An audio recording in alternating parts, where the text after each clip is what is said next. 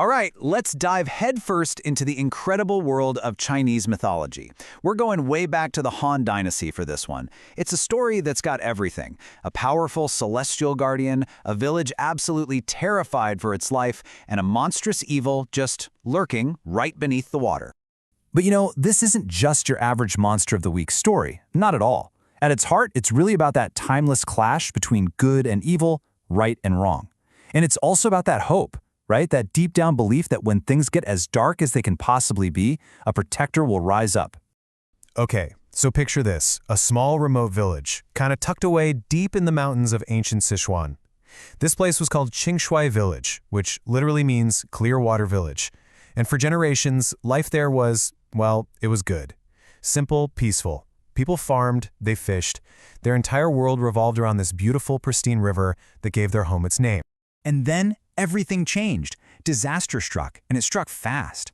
One morning, they wake up, and that clear, life-giving water, it's turned into this disgusting, foul-smelling black sludge. A couple of days later, a horrifying plague just tears through the village. Then the wells just go dry. Can you imagine the panic? And right at that absolute peak of fear, a monstrous voice echoes from the mountains, and it has a demand. So, whose voice is it?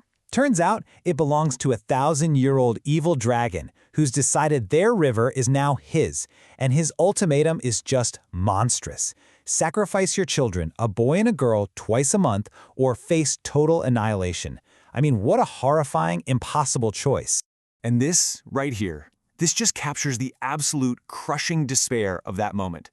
The village elder, a man named Li Baocheng, basically cries out what everyone is thinking. They've done everything right. They've prayed, they've made offerings, and for what? To be given this impossible demand. It really truly felt like their world was ending. But their cries didn't just fade into nothing. Way, way up in the celestial realm, someone heard them, and that someone was Erlang Shen. Now, this isn't just any deity. We're talking about one of the most powerful warrior gods in the whole pantheon.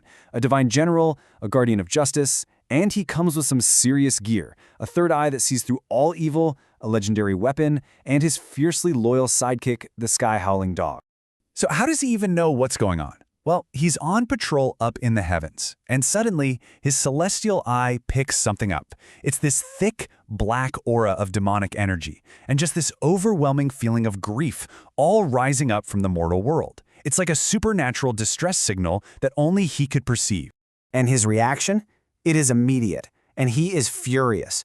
There's no hesitation, no celestial committee meeting to discuss the pros and cons. It's just pure, righteous anger.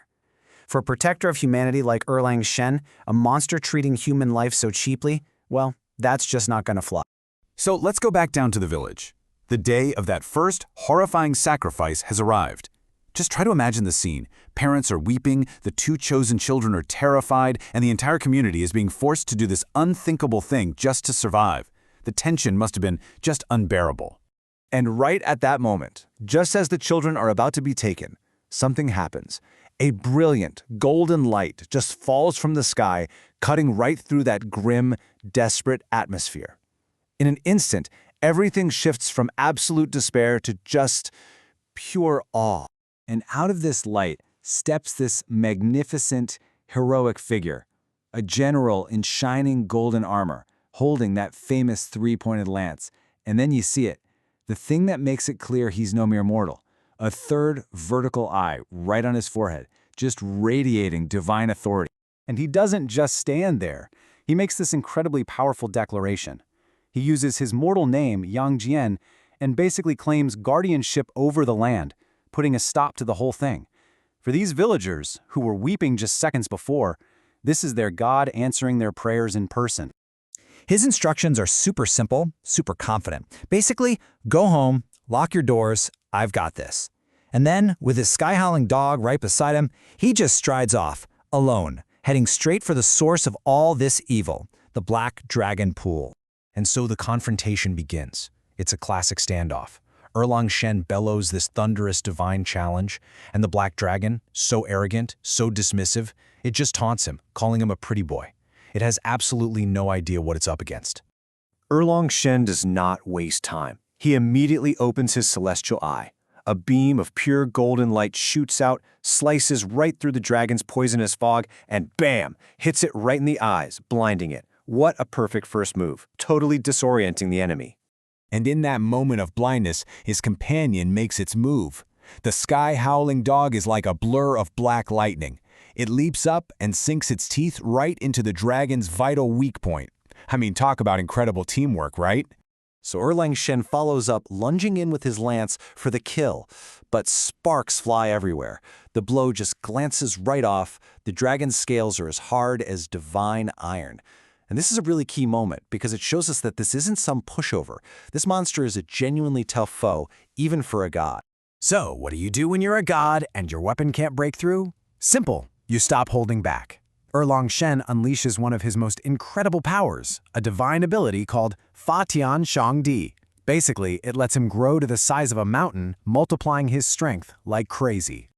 Now, he's this towering giant, filled with immense power.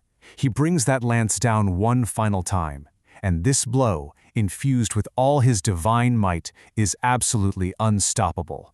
It slices clean through those tough scales and severs the dragon's head. Battle over.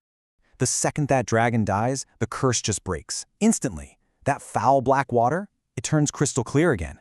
The sick villagers drink this pure water, and they're miraculously cured on the spot. You can just imagine the entire village erupting in celebration as life and hope come rushing back. Overjoyed, the villagers rush to the Black Dragon Pool to thank their hero. But he's already gone. He didn't stick around for the applause or the worship. The only proof he was even there was a deep gash on a huge stone, a permanent mark left by his lance from that final, mighty blow. To honor him, the grateful villagers built a temple right there by the now peaceful pool. Inside, they put up a statue of him, capturing his heroic image for all time. Lance, dog, third eye, the whole thing. And the story, well, it became a legend, passed down from generation to generation as a powerful reminder that good will triumph. And that legend has really endured. We're talking more than 1,000 years. From way back in the Han Dynasty, all the way to today, this story of divine intervention and courage has been passed down, becoming a permanent part of the culture. Which kind of leaves us with a bigger thought, doesn't it? Every culture on Earth has stories just like this one, legends about heroes who show up when all hope seems lost. So why do we tell them? Perhaps they're our way of holding on to the belief that no matter how dark things get, justice and courage are forces that can and will rise to meet the challenge.